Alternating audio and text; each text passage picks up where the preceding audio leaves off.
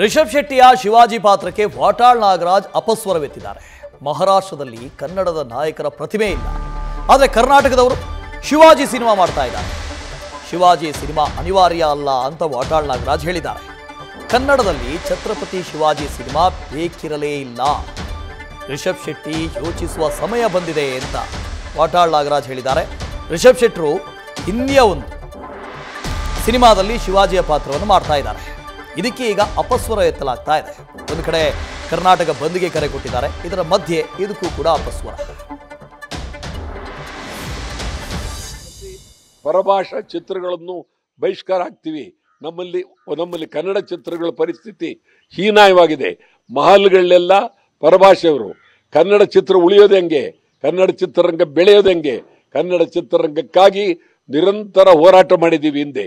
ಆ ದೃಷ್ಟಿಯಿಂದ ಅದು ಬಹಳ ಪ್ರಮುಖವಾದಂತ ವಿಚಾರ. ಚಿತ್ರರಂಗ ಅಂದಿದ್ದಕ್ಕೆ ನಾನು ಕೇಳ್ತೀನಿ, ರಿಷಬ್ ಶೆಟ್ಟಿ ಅವ್ರ ವಿರುದ್ಧ ಕೂಡ ನಿನ್ನೆ ನೀವು ಆಕ್ರೋಶ ಹೊರ ಹಾಕಿದ್ರಿ. ಏನ್ ಕಾರಣ ಸರ್ ರಿಷಬ್ ಶೆಟ್ಟಿ ವಿರುದ್ಧ ಸಿಟ್ಟಾಗೋದಕ್ಕೆ? ರಿಷಬ್ ಶೆಟ್ಟಿ ವೈಯಕ್ತಿಕವಾಗಿ ನನಗೆ ಪಾಪ ಶೆಟ್ಟಿ ಬಗ್ಗೆ ಬಹಳ ಗೌರವ ಇದೆ. ಆದರೆ ಅವರು ಈ ಸಂದರ್ಭದಲ್ಲಿ ನಮ್ಮಲ್ಲಿ ನಮ್ಮ ಇತಿಹಾಸವೇ ಬೇಕಾದಷ್ಟು ಇರುವಾಗ ಶಿವಾಜಿ ಪಾತ್ರವನ್ನು ಮಾಡಿ ಪ್ರಚಾರ ಮಾಡ್ತಕ್ಕಂಥದ್ದು ಅನಿವಾರ್ಯ ಅಲ್ಲ, ಬೇಕಾಗಿರಲಿಲ್ಲ ಅದು.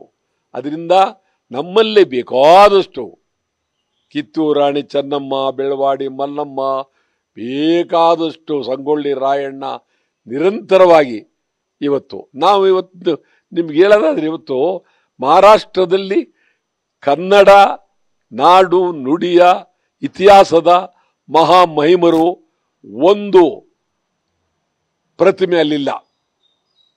ಮಹಾರಾಷ್ಟ್ರದಲ್ಲಿ, ಕರ್ನಾಟಕದಲ್ಲಿ ಎಲ್ಲ ಶಿವಾಜಿ ಪ್ರತಿಮೆ ಇದೆ, ಎಲ್ಲ ಇದೆ. ಶಿವಾಜಿ ಬಗ್ಗೆ ಇವರು ಚಿತ್ರ ಮಾಡಕ್ಕೆ ಹೋಗಿದ್ದಾರೆ. ನನಗೇನು ವೈಯಕ್ತಿಕವಾಗಿಲ್ಲ, ಅವರೇ ಅರ್ಥ ಮಾಡ್ಕೊಳ್ಬೇಕು.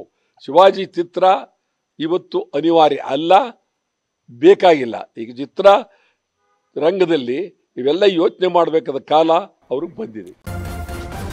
ನ್ಯೂಸ್ ಫಸ್ಟ್ ನಿರ್ಭೀತಿಯಿಂದ ನಿಮ್ಮ ಪರವಾಗಿ.